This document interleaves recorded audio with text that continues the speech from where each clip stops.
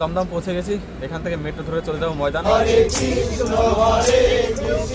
তো এখানে দেখছি আসার পরে চারিদিকে ওং সাইন দেওয়া গেরু পতাকা দিয়ে ঘিরে ফেলা হয়েছে। বাসগুলি দেখা যাচ্ছে, এগুলি বিভিন্ন স্থান থেকে ভাড়া করে এসছে লোকে এই গীতা পাঠে অংশগ্রহণ করার জন্য। এসেছি ব্রিগেডের মাঠে। আমার পিছনে এই যে ঘেরাটা দেখা যাচ্ছে, এই ঘেরার মাঝেই আজ হবে লক্ষ্য কণ্ঠে গীতা পাঠ।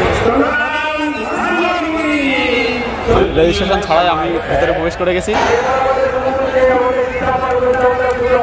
এই অনুষ্ঠানের মূল মঞ্চে উপস্থিত আছেন প্রধানমন্ত্রী নরেন্দ্র দামোদর দাস মোদী। এখানে কাউন্ট হয়েছে, রেজিস্টার করার লোকই 1,37,000। We at Official World Record Europe, a prestigious alternative record-setting platform, are thrilled to announce that this gathering is on the verge of securing 3 consecutive world records. শুভ সকাল বন্ধুরা, কেমন আছো সবাই? আশা করি প্রত্যেকে ভালো আছো। আমি নয়ন, ট্রাভেল ম্যাজিকের আরেকটি নতুন ভিডিওতে তোমাদের প্রত্যেকের স্বাগতম। আজকে আমি তোমাদের ভ্রমণ করতে চলেছি এমন একটি স্থানে, এখানে ইতিহাস আগের থেকে বানানো নেই। আজকে সেখানে হিস্টোরি মেকিং অর্থাৎ ইতিহাস তৈরি হতে চলেছে। তো 1 লক্ষ গীতা পাঠের সেই আসর আমি নিজে দর্শন করব এবং তোমাদেরও দর্শন করাবো। তো ভিডিওটা একদম স্কিপ না করে পুরোটা দেখার অনুরোধ রইল। গতকাল 23শে ডিসেম্বর ছিল গীতা জয়ন্তী, আর সেই উদ্দেশ্যে প্রধানত বিশ্ব হিন্দু পরিষদ সহ বিভিন্ন হিন্দু সংগঠনগুলো 24শে ডিসেম্বর কলকাতা ব্রিগেড ময়দানে অনুষ্ঠিত করেছে এক বিরাট গীতা পাঠের আসরের। কুয়াশা মাখা সকালে সেই গীতা পাঠের আসরে অংশগ্রহণ করার জন্য আমি চলেছি দত্তপুলিয়া থেকে। আজ কলকাতায় রয়েছে এত বড় অনুষ্ঠান, তারপর রাজ্য সরকারের টেট পরীক্ষা এবং ঘন কষার কারণে ট্রেন লেট, সমস্ত কিছুর কারণে আজকে জার্নি পুরো ঘেটে ঘ। দমদম পৌঁছে গেছি, এখান থেকে মেট্রো ধরে চলে যাবো ময়দান। আর টাইম এখন 10টার মতো বাজে, সবে কুয়াশা কাটলো, তাও দমদমে নেমে দেখলাম। দমদমের মেট্রো স্টেশনে চলে এসেছি, আর এখানে দেখছি প্রচুর লোকের ভিড়, আর প্রত্যেকের গন্তব্য একটাই, ময়দান অথবা পার্ক স্ট্রিট। তারা প্রত্যেকেই লক্ষ্যকণ্ঠে গীতা পাঠের আসরে যাবে। তো আমাদের মেট্রো চলে এসেছে, আর মেট্রোতে উঠতেই তারা 16 নাম 32 অক্ষর গান গাওয়া শুরু করে দিয়েছে করতাল এবং করতালি সহযোগে।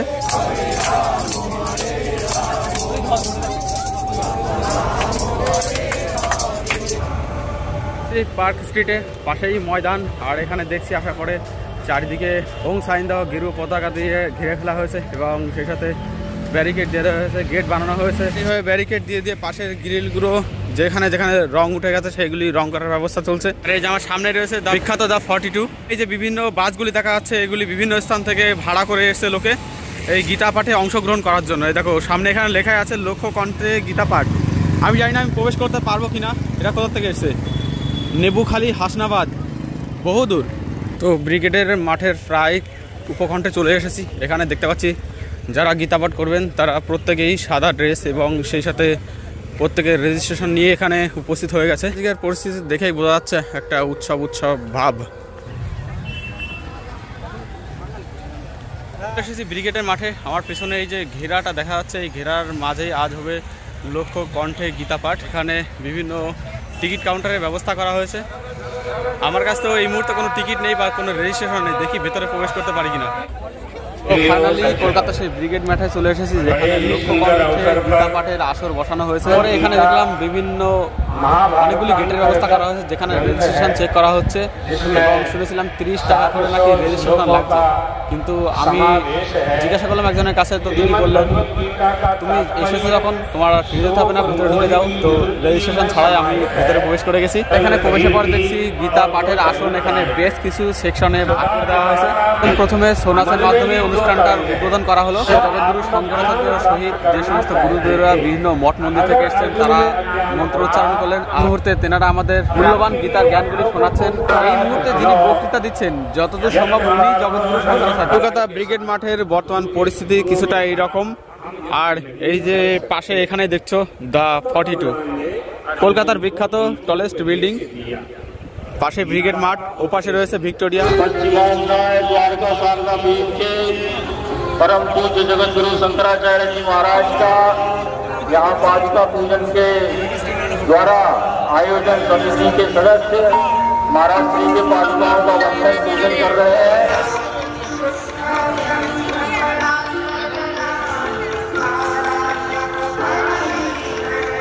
তো যেমনটা দেখা যাচ্ছে এই হচ্ছে মূল মঞ্চ এবং তার সামনে এখানে ব্যারিকেড দিয়ে বিভিন্ন জায়গা করা হয়েছে যারা গীতা পাঠ করবেন তাদের বসার ব্যবস্থা করা হয়েছে এই সমস্ত জায়গায়। আর দেখছো চারিদিকে গেরুয়া রঙের ওম সাইন দেওয়া পতাকায় সাদা পোশাক পরা বাবা মায়েদের ভাই বোনেদের ভিড়। ওদিকে ত্রস্তম পাঠ হচ্ছে। মূল মঞ্চে কি হচ্ছে তা দেখতে যাতে অসুবিধা না হয় তার জন্য চারটি জায়ান্ট স্ক্রিন লাগানো হয়েছে। আর এই আসনগুলিতে প্রধানত তারাই বসবেন যারা গীতা পাঠ করবেন। দেখুন প্রত্যেকের হাতে গীতার বই রয়েছে। আমরা প্রত্যেকে জানি গীতার হচ্ছে 18টা অধ্যায়, কিন্তু 4টি অধ্যায় এখানে পাঠ করা হবে এমনটাই শোনা গেল।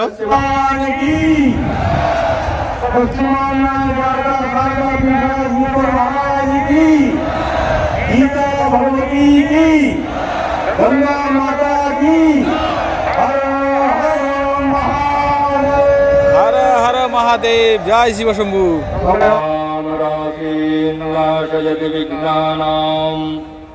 नारायण समारंभां शंकराचार्य मध्यमां अस्मदाचार्य पर्यन्तां वन्दे गुरु परम्परां श्रीमत्परमहंस परिव्राजकाचार्यवर्यः पदवाक्य प्रमाण पारावार पारिणः यमनियमा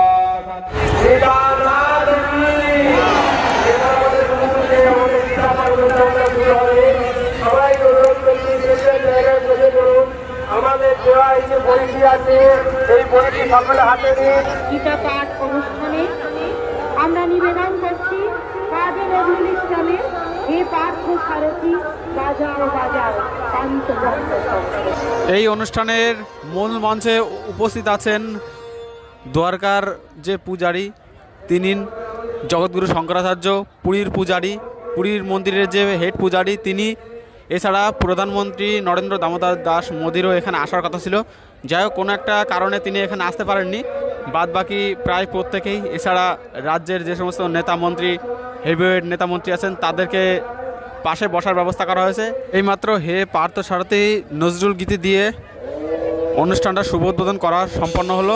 আর এবার শুরু হতে চলেছে সেই ঐতিহাসিক মুহূর্ত যেখানে একসাথে 1 লক্ষাধিক লোক গীতা পাঠ করবেন।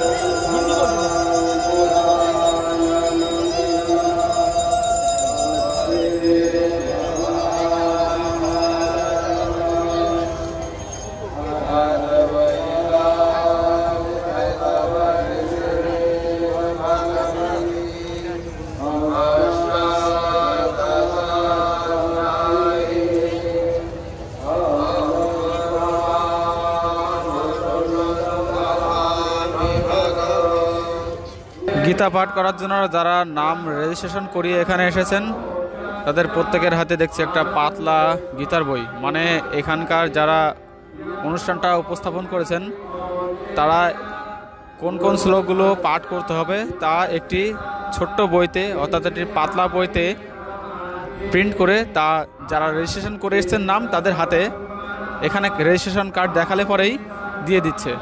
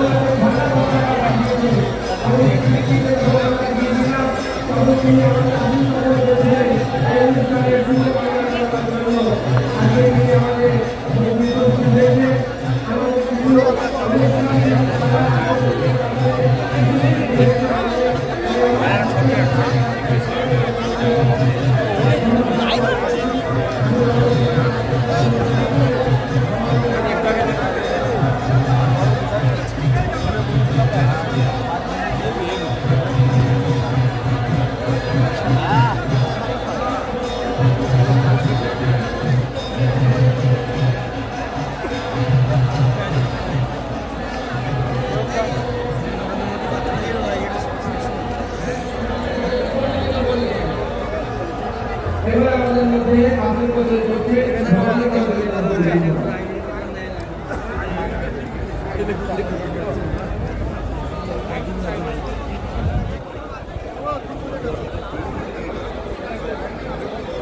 आए महाप्रभु जगन्नाथ जी के मंदिर से, हम उस वंश के हैं जो हम जगन्नाथ जी के प्रथम सेवक दौलतापति हैं। যখন এইখানে প্রথম প্রবেশ করেছিলাম তখন লোক যা ছিল তা দেখে হয়েছিলাম বোধহয় 70,000 মতো লোক হয়েছে, কিন্তু এখন জানতে পারলাম এখানে কাউন্ট হয়েছে রেজিস্টার করা লোকই 1,37,000, আর আমার মতো বিনা রেজিস্টারে হয়তো আরও কয়েক 10,000 লোক এখানে আবির্ভাব হয়েছে। তো বুঝতেই পাচ্ছেন আজকে এখানে কমপক্ষে আন্দাজ করা যায় 1.5 থেকে 2 লাখ লোকের আবির্ভাব হয়েছে, যেটা নিচে থেকে একটা ওয়ার্ল্ড রেকর্ড। পুরো পৃথিবীর বুকে এত বড় গীতা পাঠের আসর এখনো অনুষ্ঠিত হয়নি।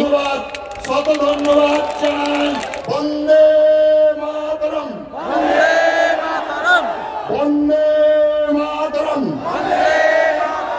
বন্দে মাতরম, বন্দে মাতরম। ভারত মাতা কি জয়, ভারত মাতা কি জয়, ভারত মাতা কি জয়, গীতা মাতা কি জয়, গীতা মাতা কি জয়, গীতা মাতা কি জয়। সত্য সনাতন হিন্দু ধর্ম কি জয়, সত্য সনাতন হিন্দু ধর্ম কি জয়, সত্য সনাতন হিন্দু ধর্ম কি জয়।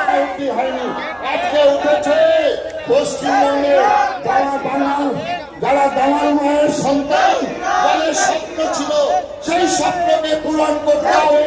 আজকে আমাদের বাঙালি आर्य भारत से हमारे जज ये ऑफिशियल वर्ल्ड रिकॉर्ड से है और स्पेन से है, और हमने एक ऑफिशियल वर्ल्ड रिकॉर्ड अटेम्प्ट किया है। नमस्कार Kolkata, hats off to the organizing team behind the 1 lakh Gita Path Ek Saath event.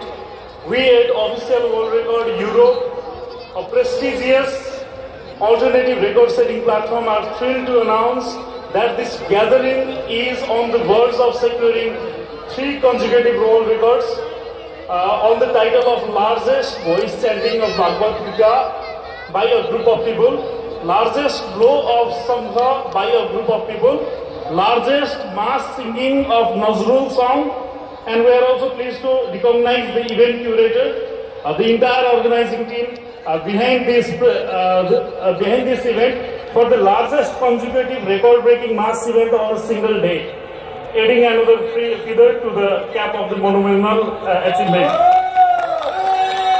Krishna Krishna Hare Hare.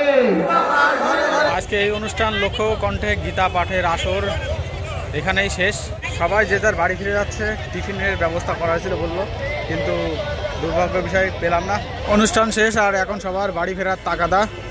ভিড় দেখো শুধু একবার। তো আজকে শেষ করছি এখানেই, দেখা হচ্ছে পরবর্তী ভিডিওতে। Okay bye.